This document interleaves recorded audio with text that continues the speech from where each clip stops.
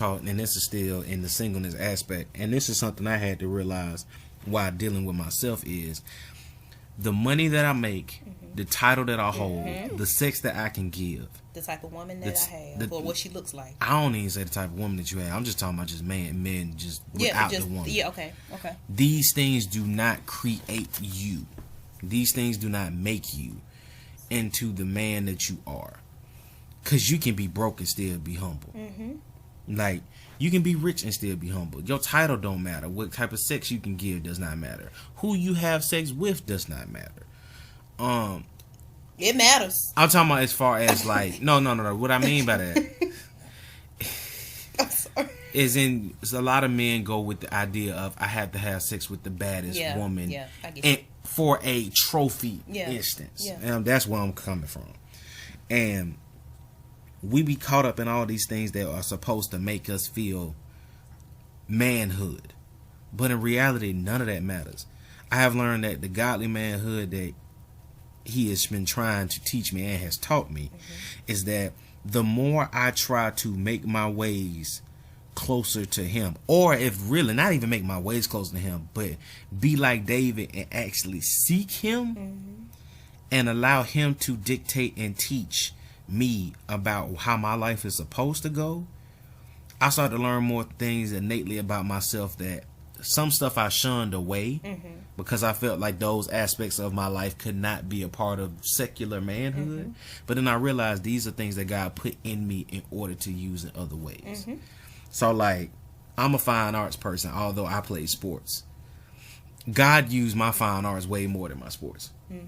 Even though at the time, being in theater, being in choir, being a poet, those were things that I thought, being an athlete, because the athlete was the manly part, which is crazy. You know something? Oh, go ahead. But that was the manly part, or what was the world's version of what a man should be. These are the things that God used more than that. Like the coaching aspect, God used me better as a coach than an athlete. Even though I was a good athlete. But these things that I learned through my alone time with him and learning all the dirt and stuff I had to dig up out of me is what made me, in turn, not even gonna lie, at this point in time, I was ready to date again. But I was dating with a purpose of, okay, I am at this point now. Now I'm looking for that particular woman, like I said in the last episode, that lines up with these same things I'm on. That's on the same wave I'm on. And if she not on the same wave I'm on, and the main thing I knew that would tell me that person who I needed to be with was if she brought up abstinence and I didn't. And when you if you brought that up to me, that's what told me, okay, this is the person God had for me. Because he literally would not make us unequally yoked. And he knew that because I was hard-headed, he was going to tell. I ain't know about this.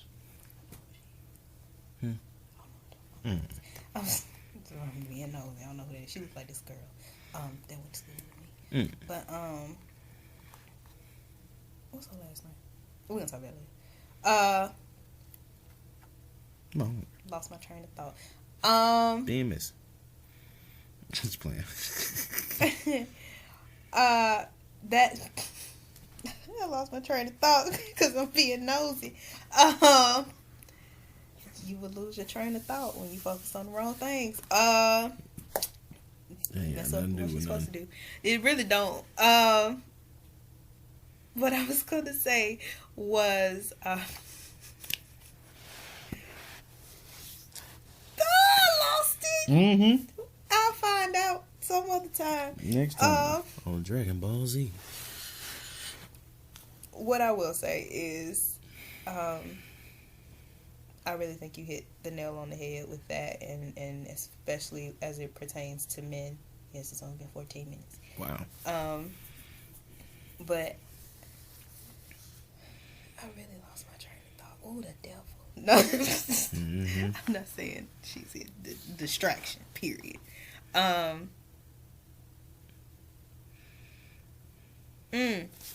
Child, what's the last thing you said? I was talking